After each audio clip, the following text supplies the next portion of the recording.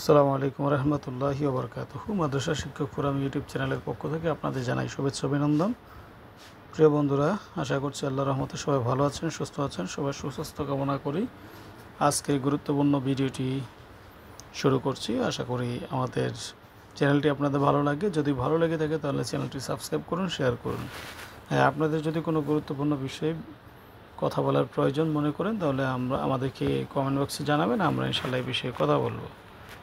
প্রিয় বন্ধুরা, আজকে যেই গুরুত্বপূর্ণ অনুষ্ঠানটি হলো এমপিভুক্ত মাদ্রাসা শিক্ষক কর্মচারীদের জুলাই মাসে বেতন ভাতা চেক হস্তান্তর প্রসঙ্গে চেক ছাড় হয়েছে। এই বিষয়ে আমি মাদ্রাসা অধিদপ্তরের নিউজ লিঙ্কে আমি আপনাদেরকে নিয়ে আসছি। এখানে দেখাচ্ছি মাদ্রাসা অধিদপ্তরের ওয়েবসাইট হলো www.dme.gov.bd। এই ওয়েবসাইটে গেলে আপনারা নোটিশটি পেয়ে যাবেন।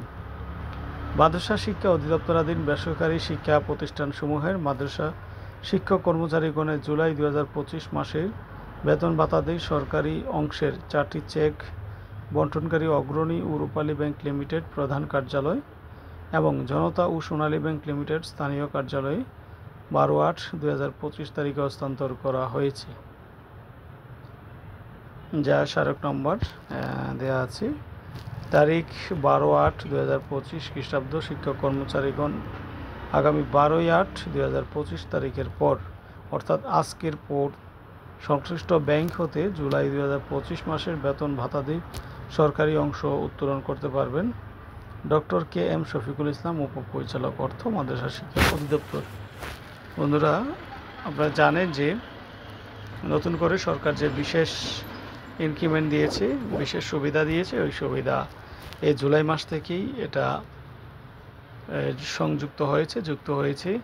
এজন্য এর আগেও একটা নোটিশ প্রেরণ করা হয়েছিল যে এই বেতন ভাতাদি হিসাব নিকাশের প্রয়োজনে কয়েকদিন লেট হতে পারে। আজকে 12 তারিখ মাদ্রাসা শিক্ষক কর্মচারীদের বেতন ছাড় হয়েছে।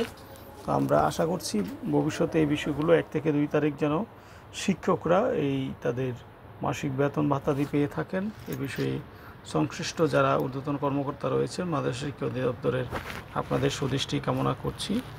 তো ভিডিওটি যদি আপনাদের ভালো লেগে থাকে তাহলে আমাদের চ্যানেলটি সাবস্ক্রাইব করুন, আমাদের সাথে থাকুন, চ্যানেলটি শেয়ার করে দিন এবং আপনাদের গুরুত্বপূর্ণ মতামতগুলো আমাদেরকে দিবেন। তো সবাইকে ধন্যবাদ জানিয়ে আজকের মতো ভিডিওটি এখানে শেষ করছি। ভালো থাকুন, সুস্থ থাকুন। আল্লাহ হাফেজ।